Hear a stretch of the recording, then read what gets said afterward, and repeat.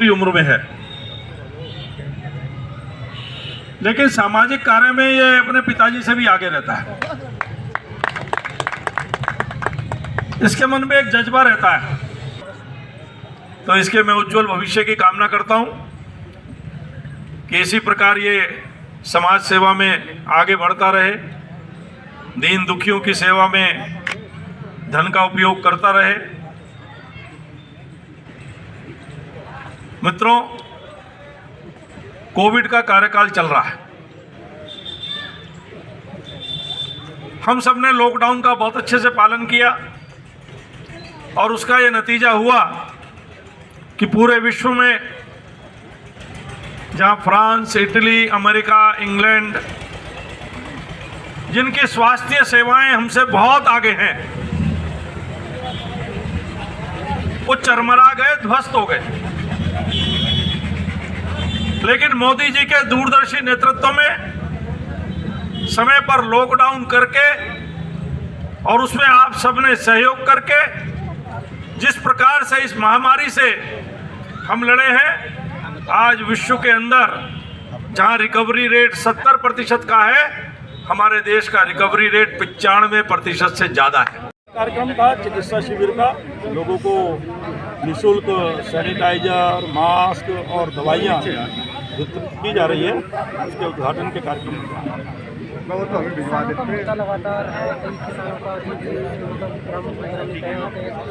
कानून वर्षों के किसानों की मांग को पूरा करने वाले, किसान को आज़ादी देने वाले, उसको विकल्प प्रदान करने वाले और 2022 तक जो मोदी जी का लक्ष्य है कि हमारे अन्नदाता किसान की आय दुगनी हो, उसका कदम है।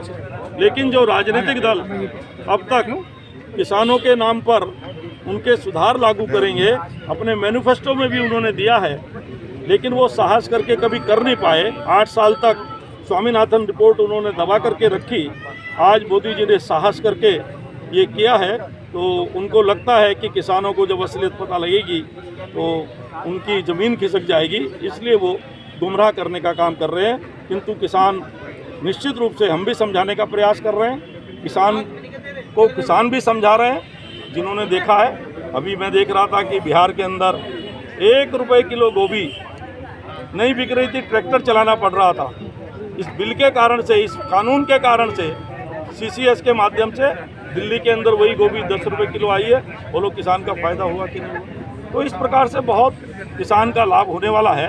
ये किसानों को धीरे धीरे समझ में आ रहा है। जिनका राजनीतिक एजेंडा है वो किसान को गुमराह कर रहे हैं, किंतु वो सफल नहीं है। उत्तराखंड में जो चीनी मिल है, चीनी का विरोध क्यों कर रहे हैं? मैंने बताया ना, किसान देश के अंदर 12.5 करोड़ हैं।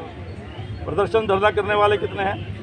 जिनका राजनीतिक एजेंडा है, ऐसे लोग भी हैं। किस प्रकार के नारे मीडिया ने ही दिखाए हैं, वहाँ पर लगे हैं, देश विरोधी नारे लगे हैं। तो ऐसे लोगों ने जब हाईजैक करने की कोशिश की है, वो किसानों को अपने राजनीतिक एजेंडे के कारण गुमराह करने की कोशिश कर रहे हैं। किसान भाई निश्चित रूप से समझेंगे।